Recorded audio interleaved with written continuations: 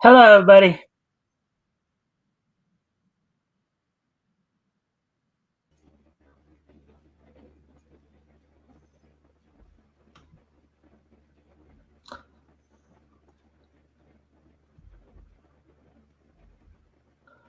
All right, welcome to the Mikestand. I hope everybody's having a good day today. And it looked like Rick got back, so just in time there.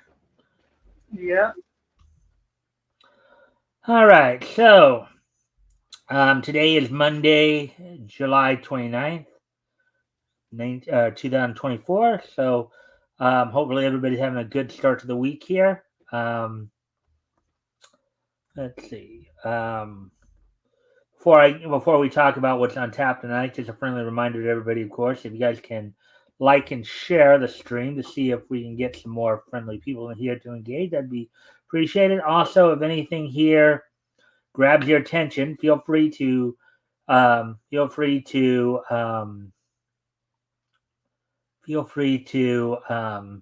comment and or ask questions. We'll try to answer the questions to the best of our ability. Um, and with that, um, I'm gonna hand it off to Rick for a moment. If you'd like to do an intro, help everybody.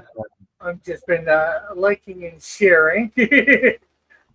But yeah, for those that don't know, I have a YouTube channel also called Cross Comics, and I don't have the link on me right now. I don't want to go grab it. I'll grab it probably at the end. But you can try and find me Cross Comics.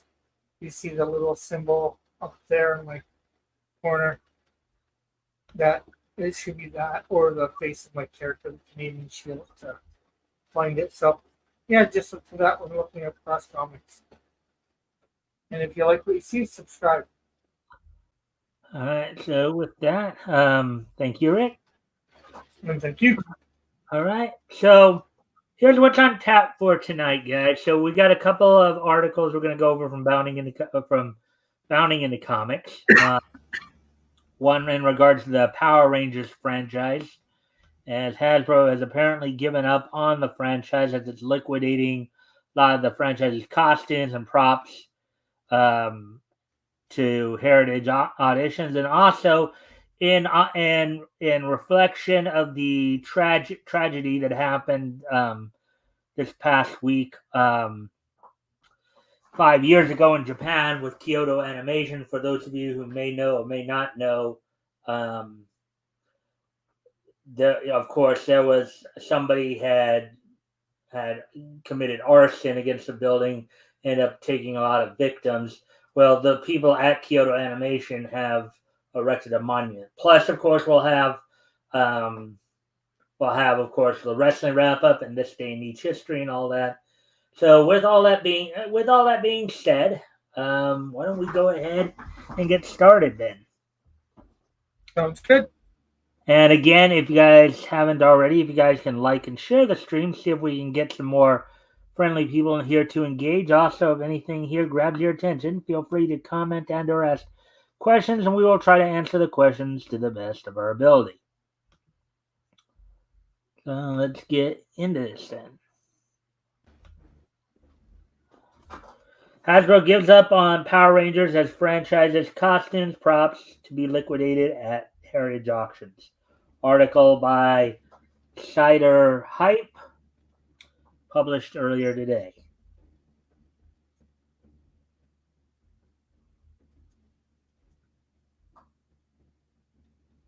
Oh, come Can you on. hear me?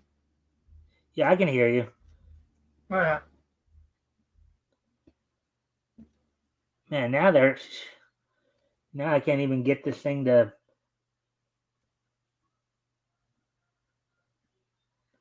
These people at Bounty in the Comics are like, eh. What? Well, the problem is that they got this thing where they're like, basically. Let me see if I can. Here, put the link in the private chat to the site to the article and see whether if I bring it up, it's the same thing or not. Well, the problem is that they got the header here so far that I can't even get more of the article to actually come up Yeah, more. I get it. I'm wondering whether it might be something on your computer, the browser that you're using for them. You know, a few different things. So I was just gonna try and use bring it up in my browser and see what happens. Maybe a couple other browsers. I'll put it in the private chat. Yeah.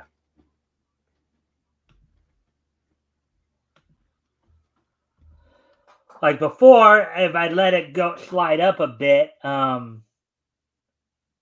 they'd at the very least, after I went up a little bit, they would at the very least,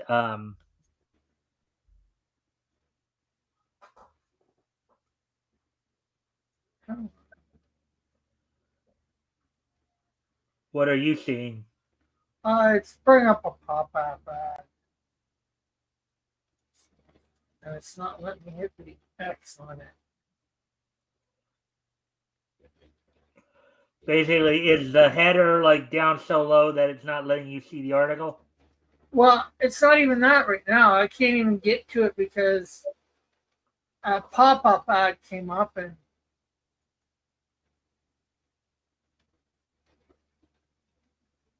uh, so,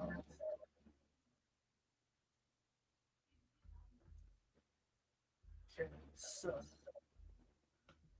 let me see. Browser two.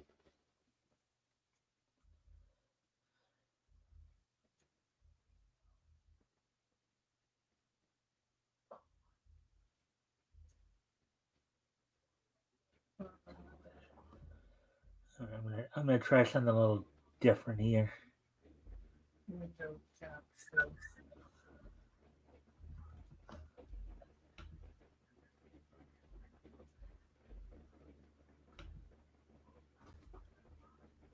Okay. So there we go.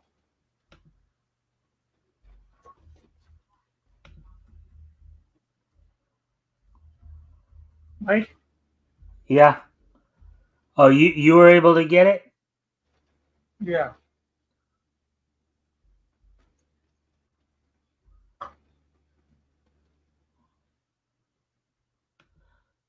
Well, I don't. You were able to get it up. Well, the only thing is, I still can't read it from your thing, though. Well, make me. Can you make me big? Spotlight me. Hold on.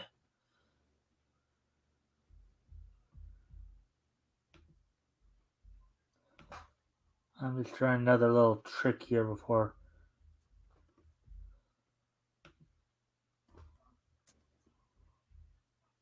And then I can probably make.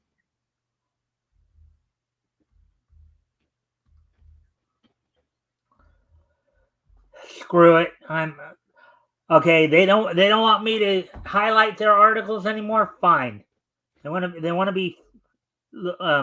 You can go ahead and close that. You can go ahead and dump that. I mean, they're gonna pull this. They're gonna pull this BS. Screw them. Um, do you have more than one browser? No, I don't. Okay, maybe you might have to try and get another browser and try and bring it up in there. I've tried Yeah, to get in another browser. I just can't do it. Okay, if right. they want to be that way, let them be that way.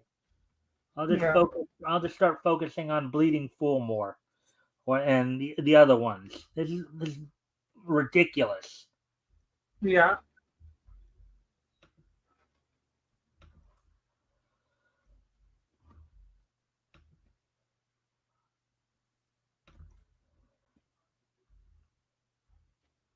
So let's see what.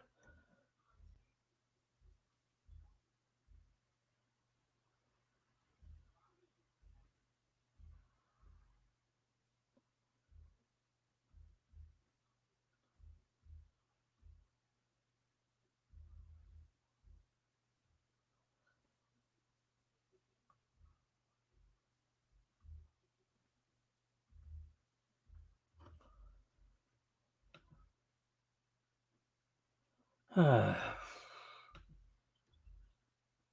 you gotta try and see if there's any articles over on Bleeding Soul that you. Yeah, there are. It's just that I'm just so agitated with this baloney. And Yeah, at I least can get that.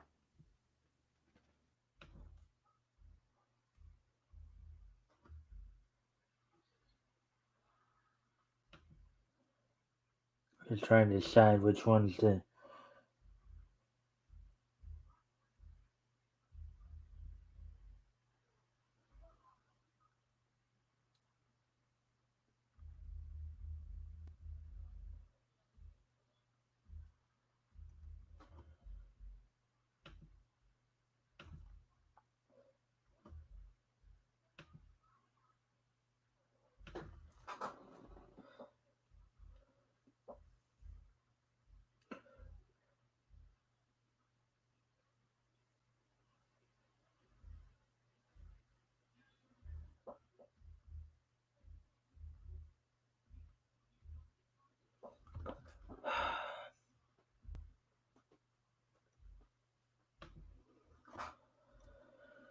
Oh boy. Okay.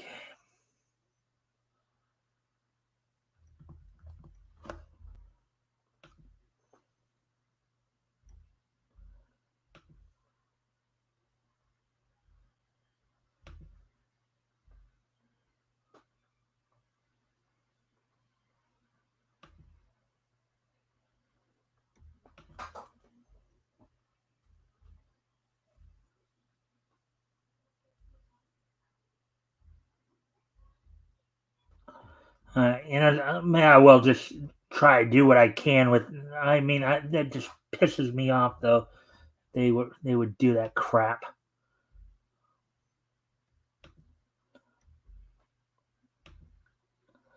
Let's go with what I can. Just means I won't have as full a field to and see if there is a way I can. But what what I'll have to do here is I'll probably have to like lessen the. Let's see what happens if I do this. Yeah, okay, that's what. Let's see how much more of that I could. All right.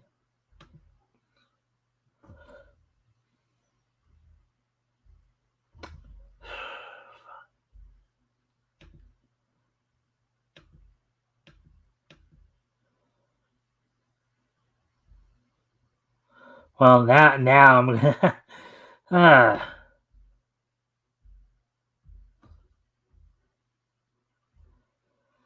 All right, so I'm gonna have to just go with a much lower font, which I'm not overly thrilled about. But all right, so Hasbro gives up on Power Rangers as franchises, costumes, props to be liquidated at Heritage Auctions. Article by Cider Hype, um, published earlier today. So.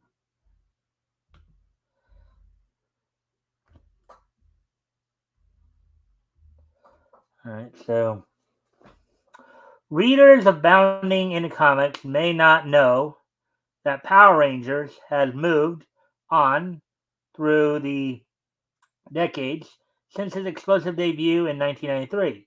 31 years later, all assets from the franchise are headed to auction as Hasbro liquidates the entirety of Power Rangers via Heritage Auctions in November of 2024.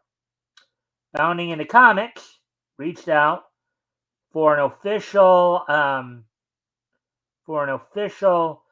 clarification from Heritage Auctions, who replied, question from Bounding into Comic: Does the All Power Rangers auction feature auction items that span the franchise's history? Answer from Hasbro: Yes. The auction includes lots that spanned the entire history of the franchise.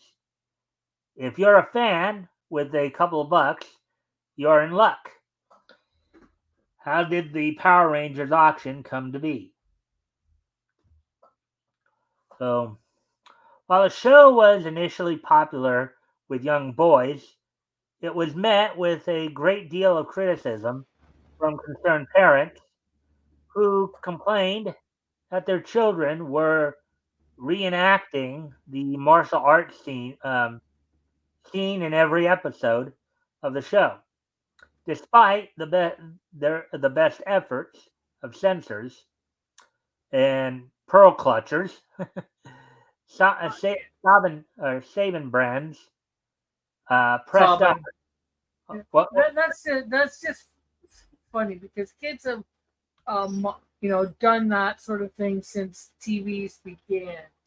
Imitated various things that they see on TV. Mm-hmm. So the fact that they're doing karate moves, I think I did karate moves based on Bruce Lee or whatever. It's like, Mm-hmm. or fighting, based on the Super Friends. Mm-hmm. Well, I mean, look at Mick Foley, right? He decided to emulate the Superfly splash from off the top cage from off the top of a roof. Yeah. Before he actually got into the squared circle. So yeah, you're right. It's something that kids just do.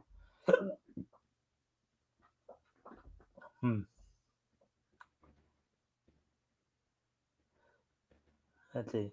Pressed on and brought the show to the global stage in coming years. The history of the franchise stretches back further than its name, and even Saban brands. In the 1970s, Stan the Man Lee of Marvel Comics fame had been traveling to Japan with Margaret Lash of Marvel Productions. The pair were visiting the land of the rising sun to oversee the Toei company's progress with the Japanese Spider-Man television show. During a visit to the Japanese production studios for Spider-Man, Stan caught some of Super Sentai's current offering, Taiyo Sentai Sun Vulcan. He believed the series' action, humor, and appeal to kids and teens would be a hit in the U.S. He and go ahead. Oh, just Natsumi is here saying hello. Hey, Natsumi. I'm going to see if you can help us out by liking and sharing, see if we can get some more friendly people in here to engage. That'd be appreciated. We're talking about the Power Rangers franchise right now, and then a little later on, we'll be talking a little bit about the Kyoto animation fire that happened 5 years ago, and what they're doing in honor of that. I guess. Anyways, well, more in honor of the people that died, not in honor of right. Yeah. I just didn't know exactly how to say it, so. And Natsumi says, "Yeah, that fire was unfortunate." Yeah. Well, we do know that Kyoto Animation has, according to the article I'll be reading here after this one, they erected a monument to the victims. So I'm going to study, so I'll leave this open in the background. Okay, well, thanks for that. Feel free to comment or ask questions if anything grabs your attention. Natsumi, what are you studying? If you don't mind us asking, or me asking. But we'll get on with the article. While we wait for her to respond. All right. He and Lash worked to produce a $25,000 pilot for an American adaptation of the show, but it was rejected due to the violence. Decades later, in 1990, Lash would become the founding president and CEO of the Fox Kids network, her attitude about embracing the high energy, attitude driven decade as it emerged led Fox Kids to setting the standard in children's after school and weekend programming. Margaret's meeting with Ham Saban of Saban Brands, um, actually that's Haim Saban, sorry, or Haim Brands, Saban of Saban Brands, um, almost ended with no deal, no deal struck. Saban's last offering was a pilot for a show called Phantoms that merged Japanese action sequences with footage filmed in California. By pure luck, Haim um, had stumbled onto the formula that Stan and Margaret had attempted back in the 70s with Sun Vulcan. Phantoms would be retitled Mighty Morphin Power Rangers and receive a full season green light from Margaret. Cool. Natsumi says, I've got to study for my construction in college. I'm going to be a builder. Do you mean by builder an engineer?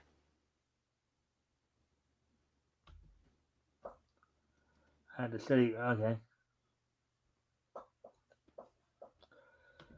All right. So, anyways, as we continue on with the the article.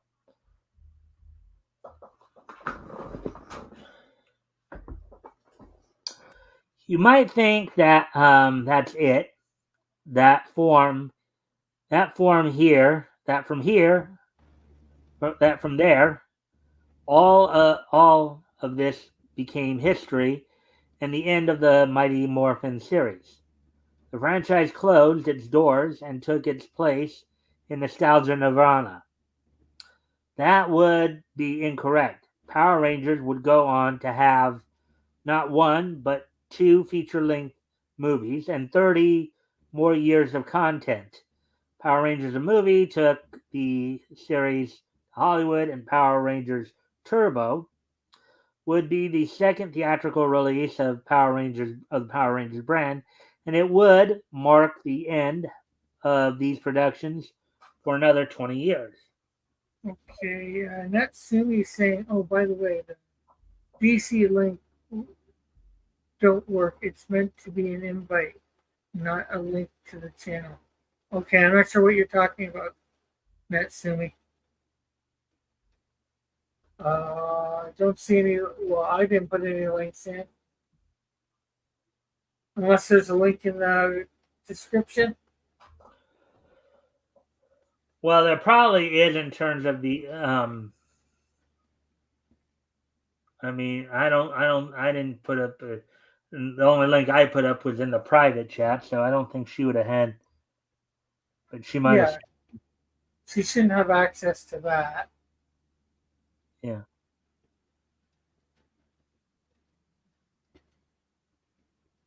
DC link is meant to be in.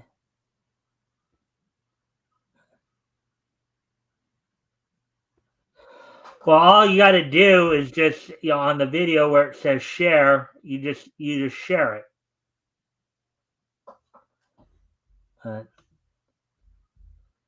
Well, I'm not sure what she's talking about with link for sure. Could be talking about the share one.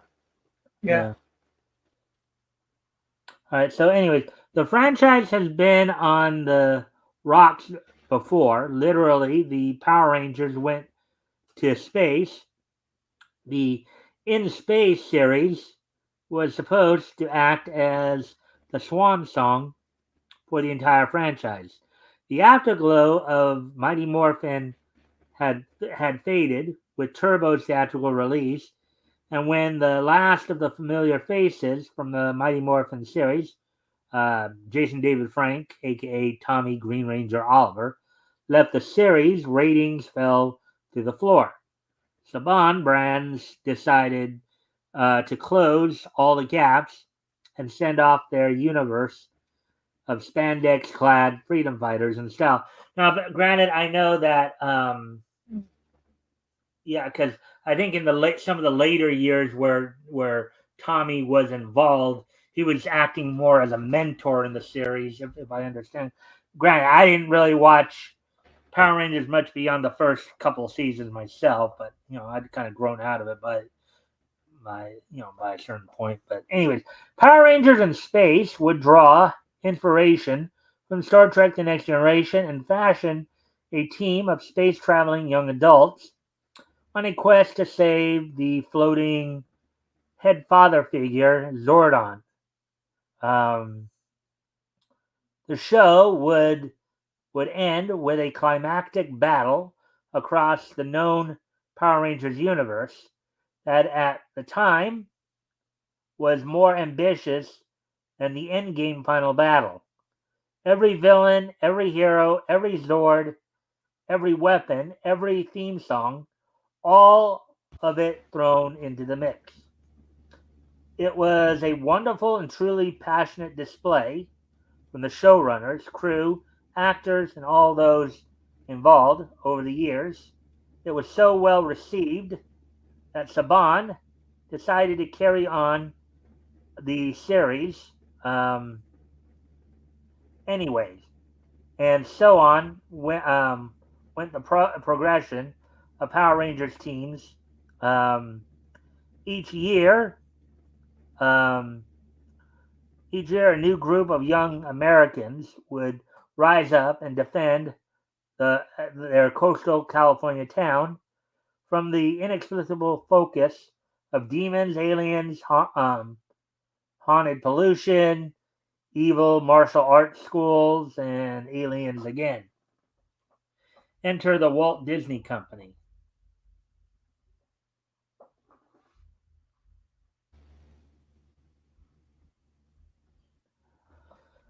So in 2003, the Walt Disney Company would officially announce their acquisition, made in 2001, of the Power Rangers and release their first Power Rangers season, filmed in New Zealand, titled Power Rangers Ninja Storm. Disney would hold on to the brand for some time before, once again, interest faded in the rainbow helmet heroes. Disney sought to mothball the franchise with Power Rangers RPM. Much like Power Rangers in Space, RPM would take the theme of a total war against evil, the Power Rangers losing that battle and being forced into life or death defensive position. The season was much more mature than any before it. Concepts of death, resurrection, brutal human experimentation, child slavery, and even total human extinction were central to the plot. Each of the RPM Rangers, having survived the collapse of Earth's civilization by somewhat brutal means. Neo Saban's severe mistakes.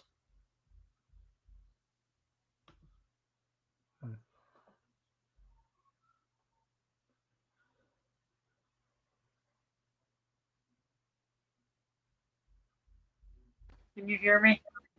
Yeah, I can hear you. Okay. My mic and camera are going out a lot tonight because I don't know why exactly. The connection's not good. But what she means is in your description, there's a link for the Discord app. Um, Oh, yeah. uh, Mike does not have a Discord himself.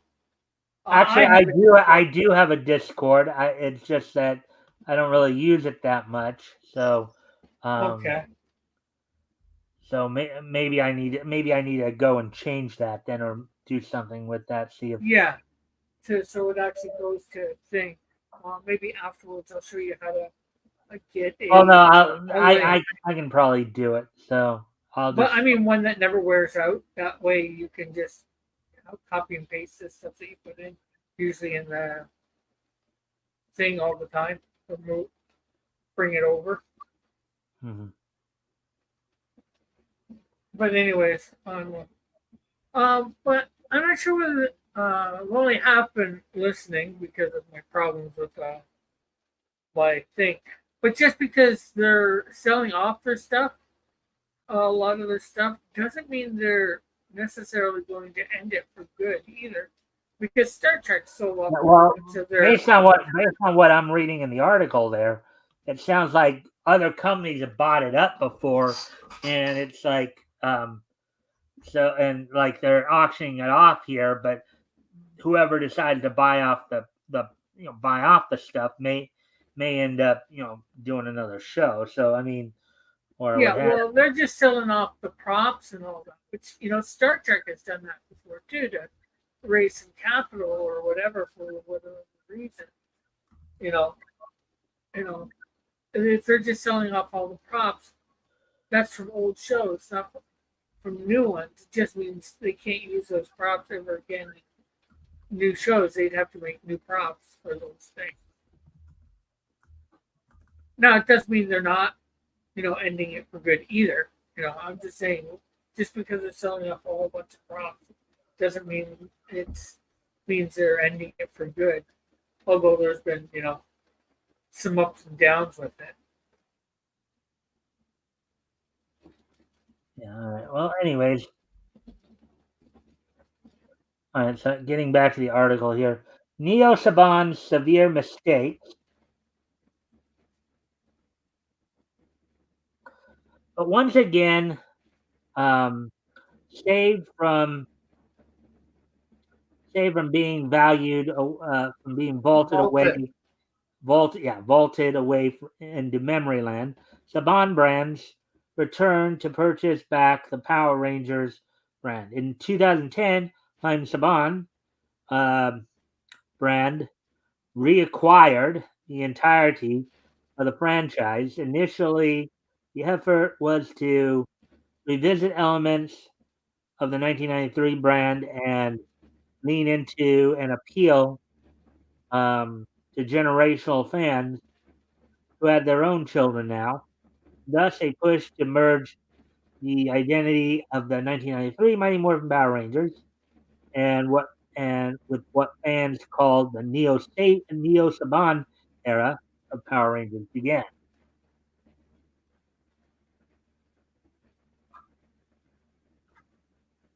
Many many appreciators of Power Rangers complained that the Neo Saban era was obsessed original theme song with the original theme song, and in fact, Neo Saban did find a way to stick that tune in anywhere and everywhere they could, deciding to adapt the footage from two extremely Japanese-centric Super Sentai series, Power Rangers Samurai and Power Rangers Ninja Steel, were met with mixed um, opinions. The seriousness presented in the combat footage did not line up with the humor from the American footage. So we begin to see the cracks start to form.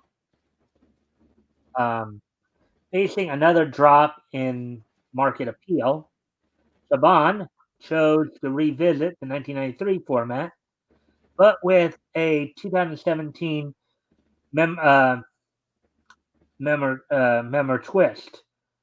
This took form in Power Rangers 2017, which successfully alienated existing fans while completely confusing new fans who were not familiar with the deeper lore of the series. The failure to see success with the 2017 film led to Saban selling the franchise to Hasbro in 2018.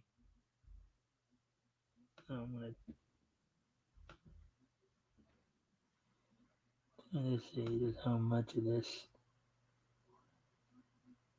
Let's see how we do here now. Hasbro's Blind Gambit.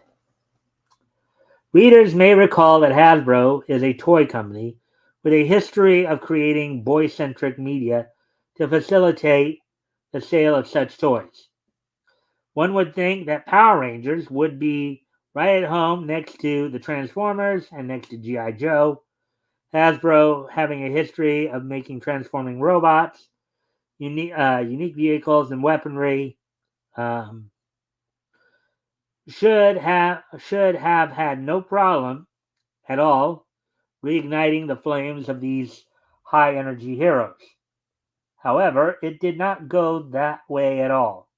Yeah, but there is a major difference between the properties. Transformers and G.I. Joe are cartoons. This is live action. Mhm. If you're keeping track, you'll note that this franchise has been saved 3 times now from destruction. That would not remain the trend. In 2021, Hasbro was outed for embracing CRT, critical race theory, which chased out a bit of their talent that didn't want the backlash. This brought Simon Bennett, an episode director and producer, to the forefront of the intellectual property. Now, for those of you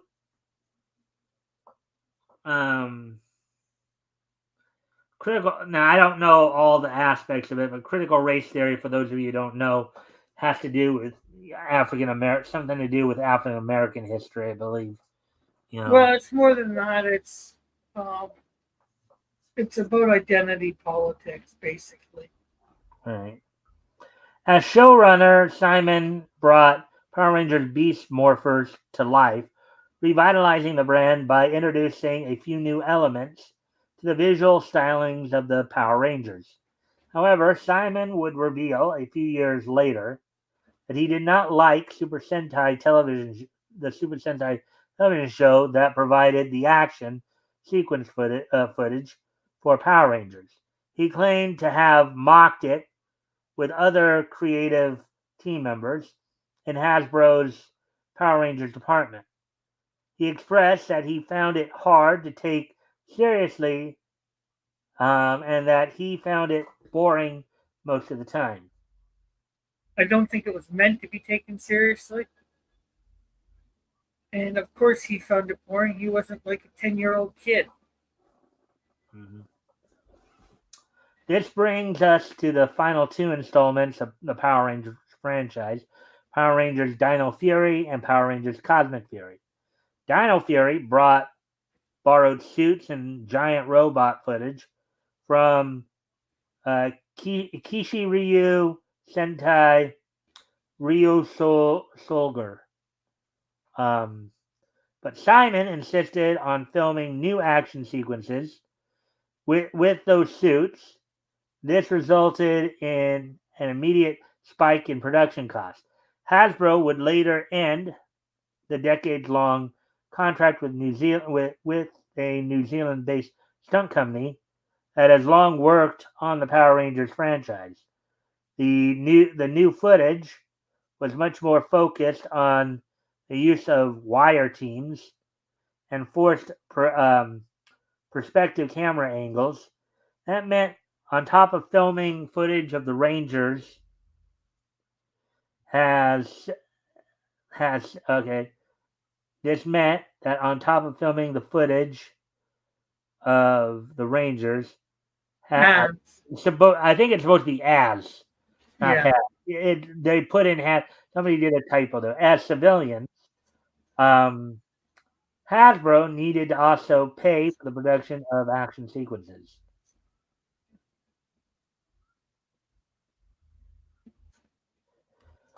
Power Rangers Dino Fury won a GLAAD award. For those of you who don't know what GLAAD is, it's a LGBT organization. Yeah. Award for the Green Ranger of that season, Izzy ripping off her Power Ranger skirt. This was seen as an empowering moment for lesbians. However, the donor suit from Japan was worn by a male character, as was common with Power Rangers. It still boggles my mind what they were trying to say with this, but it spurred on showrunner Simon Bennett's desire to virtue signal. Power Rangers Dino Fury would go on to feature the first black Sixth Ranger. However, the story that introduces him suggests that the gods of the universe froze him for millions of years at the bottom of a lake while all of his friends died. And he's just cool with that. Gotta love DEI writing. Yeah. And it's not like they really needed to do that, considering that in the very first season they had a diverse group of actors. Because you did have both you had a Vietnamese actress in Thuy Truong who unfortunately passed away, who played Trini, and then you had Walter Jones, who's a black actor who played Zach. So this whole thing it sounds like it's kind of stupid because they've already had a number of like people representing in Power Rangers. So all right. So anyways, getting back to the article here, let's see. Power Rangers Cosmic Fury would be the final installment for the franchise as we understood it. From 1993 to that point, Cosmic Fury was mostly American footage and assets. The season would only borrow the giant robot footage from Uchu Sentai Kyuranger, and the remaining on-screen assets would be generated by Hasbro. This is part of the toy market's drive to separate the Japanese by designs made by Bandai from the Power Rangers property that Hasbro was producing. Ultimately, it failed, resulting in an extremely bloated and ugly season with little to no spirit of the original series left within it. They even managed to turn one of the Power Rangers into Space Jesus. Oh boy. Complete with healing the sick, transforming the bodies of others, and self-resurrection. I am not kidding you.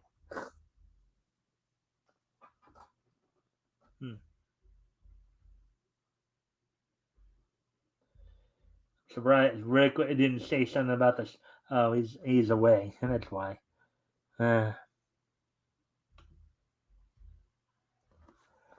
Hasbro CEO Chris Cox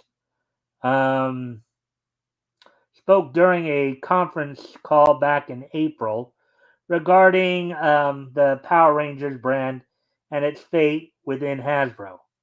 He explained that the Power Rangers had fallen under $50 million in gross revenue, and that without licensing to brand out to Playmates, Hasbro stood to see a full collapse of the brand. Cox explained that Playmates has a lower cost to market than Hasbro does, and felt that Playmates could keep the branding going sub $50 million annually. In June 2024, it was revealed that to investors that Hasbro had no plans for Power Rangers when they acquired it from Neo Saban. The research and development department hadn't been made aware that Hasbro was thinking about purchasing the IP, let alone being tasked with adapting Bandai's designs into Hasbro's market space. All right, well, I'm noticing and I know part of this was due to the fact that we kind of hemmed it on a little bit at the beginning because of some of the stuff going on with the site here. But basically, I'm going to push the second article I was going to read back to tomorrow, just because we're already at the 45-minute mark. I was hoping to just get this in by 50 minutes, but we might end up going an hour, maybe a little past, even with what I have left to do. So,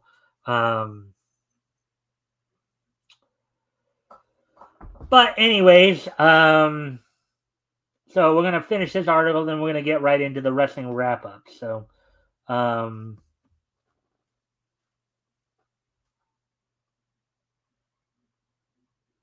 right. The Heartless Road Ahead. Now the ultimate end has arrived, as mentioned at the beginning of the article. At the beginning of this article, Heritage Auctions seeks to sell over 900 lots in their first ever all Power Rangers action, liquidating the franchise in its entirety through private auction. Indicates that Hasbro will not be returning to television with a live-action Power Rangers offering, nor will it be returning to the big screen with such an endeavor, neither as Netflix has backed out of a collaborative reboot, leaving Hasbro with no distribution avenue for any production they stand to create. Well, like I said, I disagree with it that it means that they're not going to, because Star Trek and other franchises are full of old prop stuff before to get money, for whatever reason. So, you know, uh, it could mean that, but I don't think it necessarily means that either. It means that they're. Yeah, and I know you stepped away from the camera, Rick, but did you hear what I said about cutting it after, basically just doing this article tonight and pushing the other one back? No, I didn't. But yeah, I can get that with the time. Yeah. So yeah. So,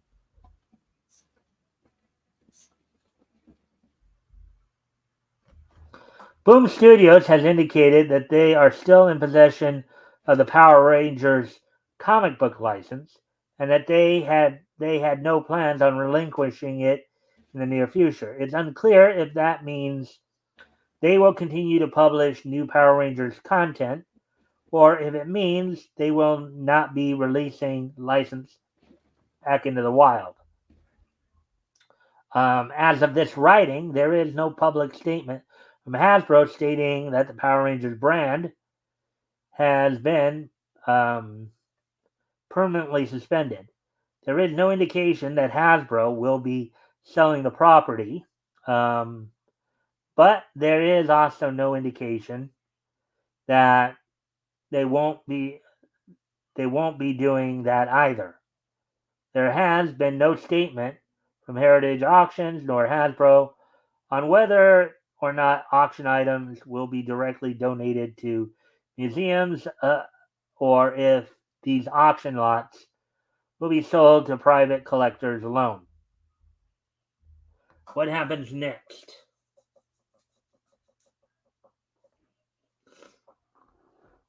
Well, Super Sentai in Japan has not slowed down, because this is where Power Rangers pulls the majority of its action footage. The Sentai series feels very natural to Power Rangers fans young and old. While the series isn't available in dubbed English, subtitles are available, and currently Tokusatsu on YouTube is airing previous Sentai series for free, along with a few other series that I don't like Shout and all that. The Toei Company's Super Sentai franchise is currently firing on all cylinders with Bakuage Sentai Boomburger. It is the hope of the author of this article that the end of Power Rangers allows the transforming hero genre in the USA to expand into its own genre and finally rise up where it belongs. May the power protect you always. Yeah, well, I think we've already had it. Like there's Captain America, Thor, how he originally was. I'm sure there's a lot more that I can't think of. Um, the Fly from Archie Comics. And I'm sure there's others that I don't know about offhand. Well, of course, there's going to be my character Insecto. Yeah. All right. So, anyways, as I said, I know you missed out, but I basically said that I'm going to push the other article back to tomorrow night, so that Yeah, but because what we are going to do now is we're going to move on to the wrestling wrap up. As of course in WWE news, they did come off of a trip to Japan this last week on Thursday, Friday, and Saturday. During that trip, um, Japanese women's wrestling veteran Meiko Satomura announced that she'd be retiring next spring, spring of 2025. She's, of course, a former NXT UK champion, as well as being the co-founder of Sendai Girls in Japan. And it looks like supposedly now there's a bit of a rekindling in the kayfabe romance of Rhea Ripley and Dominic Mysterio, and also it looks like when Roman Reigns returns, it's possible he might have some backup from some unlikely sources, Sami Zayn and Kevin Owens. Now on of course tonight's Monday Night Raw, which will be the go home Raw before this Saturday's SummerSlam. I believe it's Saturday. I'll double check that. On tonight's Raw, the go home Raw before SummerSlam. And for those of you who may not remember, go home show is basically the show that's supposed to leave you with stuff to go home to in terms of in preparation for the next big event. That's what they're talking about there. So on tonight's Raw, coming from the XL Energy Center in St. Paul, Minnesota, Monday Night Raw, which will be on Sci-Fi this week.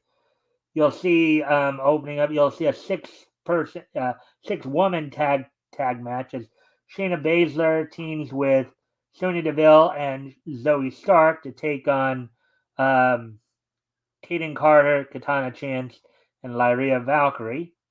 Sheamus battles Bronson Reed in what promises to be a bit of a hoss fight. Akira and Otis, formerly known as part of Alpha Academy, Akira Tozawa and Otis will be taking on the Creed brothers. Xavier Woods takes on Karrion Kross, and in the main event, Finn Balor will be taking on Gunther.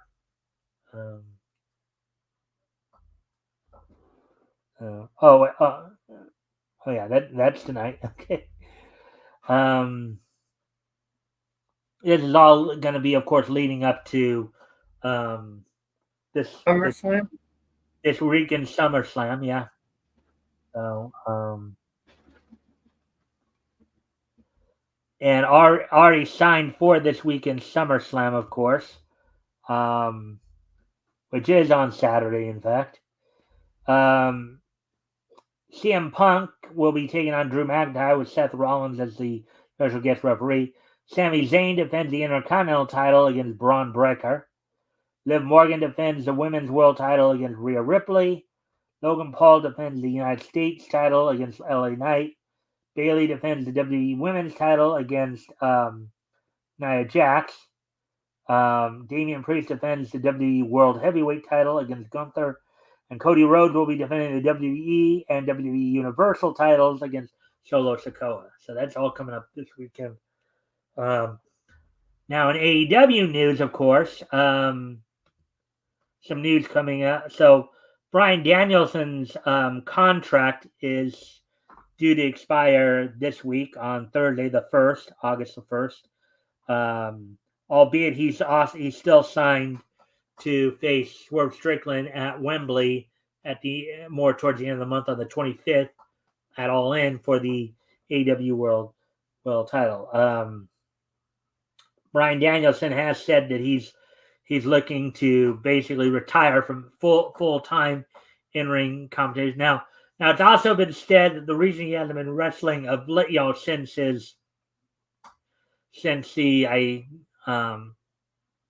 since the last match he's been involved with, because they want him to heal up before that match at Wembley.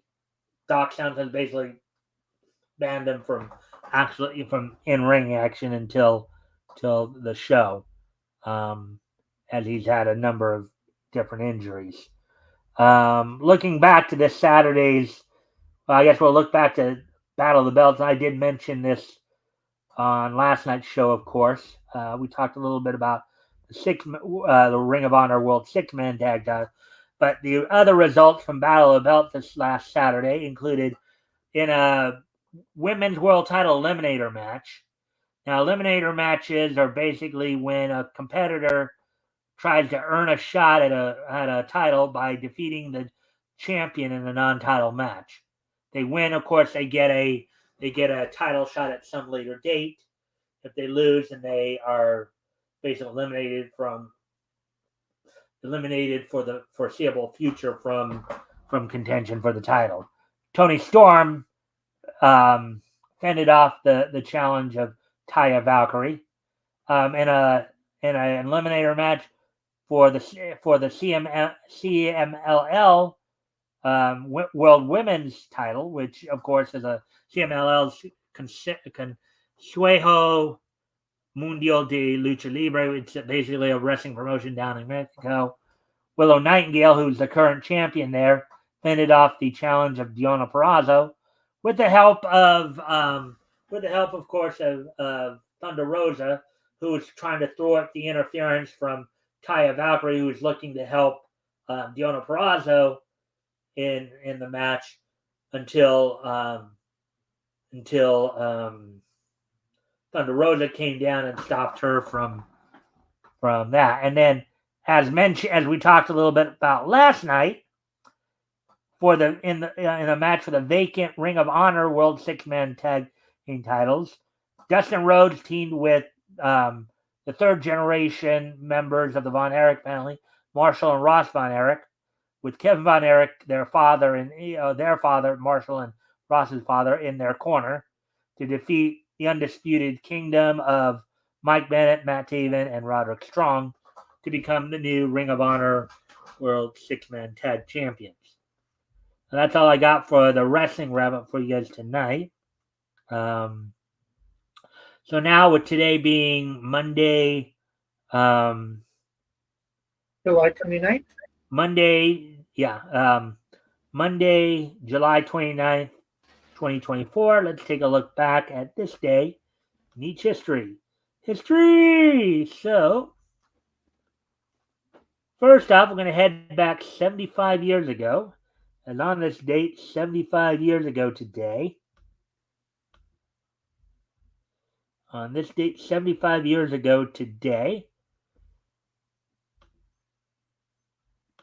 the 150th issue of Ace Comics. This is the book itself, not the company. Company which we recently featured on here recently. But this is the actual book. This is an actual book called Ace Comics, which was published at the time by David McKay, featuring, of course, the lead feature being the Phantom here. The 150th issue of Ace Comics from David McKay was released on newsstands on this date back in 1949. It sold for 10 cents and was 32 pages. So there we go with that. And we move on now. Moving ahead to 1994, which was 30 years ago today. On this date in It's scary to think about it. That was 30 years ago. what was that, Rick? 94 was 30 years ago. That's just scary to think about. Yeah, 30 years ago today. Tokyo Movie Shinsha's Lupin Dragon of Doom, which was a TV special movie that premiered in Japan on this date back in 19. So 30 years ago today, the TV special Tokyo Movie Shinsha's, or TMS as they're known, TV special Lupin the Third Dragon of Doom premiered on this date 30 years ago today, back in 1994. Now moving ahead to 2019, where we will find our next piece of niche history. On this date in 2019, 5 years ago today, WWE held its Monday Night Raw event from the Verizon Arena in North Little Rock, Arkansas. The night saw in the main event, Seth Rollins defeated Dolph Ziggler by DQ. Dolph Ziggler is now, under his real name, is the current TNA World Heavyweight Champion, who just won that title not this past Saturday, but the week before. Becky Lynch defeated both Alexa Bliss and Nikki Cross, defeating Alexa Bliss by referee stoppage and then beating Nikki Cross in just over 2.5 minutes. In a match for the WWE Raw Tag Team Championships, the OC of Luke Gallows and Carl Anderson, Luke Gallows, defeated the Revival of Scott Dawson and Dash Wilder, a.k.a. Dax Harwood and Cash Wheeler of FTR of AEW fame, the Usos, Jimmy and Jey Uso, in a triple threat tag team match to win the titles. Maria Kanellis defeated Mike Kanellis to become the new WWE 24/7 champion. Of course, Mike Kanellis, a.k.a. Mike Bennett of AEW fame, both of those individuals are in AEW. In a 5-man gauntlet match, Ricochet to become the number one contender for the United States Championship. Ricochet outlasted Rey Mysterio, Cesaro, Sami Zayn, Andrade. So he outlasted Rey Mysterio, Cesaro, Sami Zayn, and Andrade to become the number one contender to the United States champion. Of course, Mike Kanellis had defeated R-Truth early in the night for the 24/7, and the night opened up in a mixed tag team mosh pit match in which R-Truth, teaming with Carmella, defeated Drake Maverick and Renee for the to retain the 24/7 championship. So that all happened 5 years ago today. And 2019 is just so nice that we're going to hit it twice. Is also on this date in 2019, premiering on Netflix on this date 5 years ago today. Puny Entertainment's 12 Forever premiered on Netflix on this date 5 years ago today. 12 Forever was an American animated television series created by Julia Vickerman, a former writer and storyboard artist known for her work on Clarence and the Powerpuff Girls, the 2016 version. So on this date, 5 years ago as well, Puny Entertainment's 12 Forever premiered on Netflix. So before we go, of course, Rick, would you like to do an outro before we head out? I didn't get my link, but anybody that wants to, check me out here on YouTube, just look up Cross Comics, and you should see it. I usually put out videos, live stream on Tuesday night. So yeah, check me out tomorrow night, or check out my stuff tonight after this. And if you like what you see, hit the subscribe and the like button, and share it out, of course. All right. So with that, I thank everybody for being here tonight, and I hope to see everybody back here tomorrow. Bye.